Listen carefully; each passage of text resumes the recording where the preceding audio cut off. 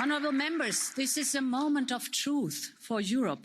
And let me quote the editorial of one Ukrainian newspaper, the Kyiv Independent, published just hours before the invasion began, and I quote, "This is not just about Ukraine. It's a clash of two worlds, two polar set of values. How we respond today to what Russia is doing will determine the future of the international system. The people of Europe are demonstrating in front of Russian embassies all across our union. Many of them have opened their homes to Ukrainians fleeing from Putin's bombs. Europe will be there for them, not only in the first days, but also in the weeks and months to come. That must be our promise altogether. And this is why we are proposing to activate the temporary protection mechanism to provide them with a secure status and access to schools, medical care and work. They deserve it. Our union is showing a unity of purpose that makes me proud.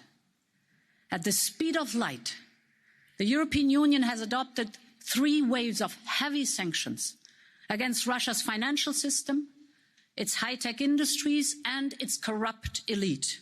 I am well aware that these sanctions will come at a cost for our economy too. The people of Europe understand very well that we must stand up against this cruel aggression, because on top, less dependency on Russian gas and other fossil fuel sources also means less money for the Kremlin's war chest.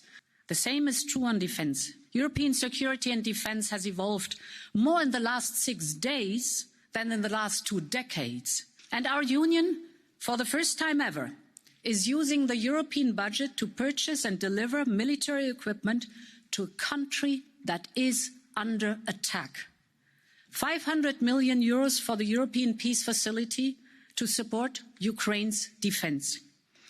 As a first batch, we will now also match this by at least 500 million euro from the EU budget to deal with the humanitarian consequences of this tragic war, both in the country and for the refugees. Today, the European Union and Ukraine are already closer than ever before. There is still a long path ahead. We have to end this war, and we should talk about the next steps.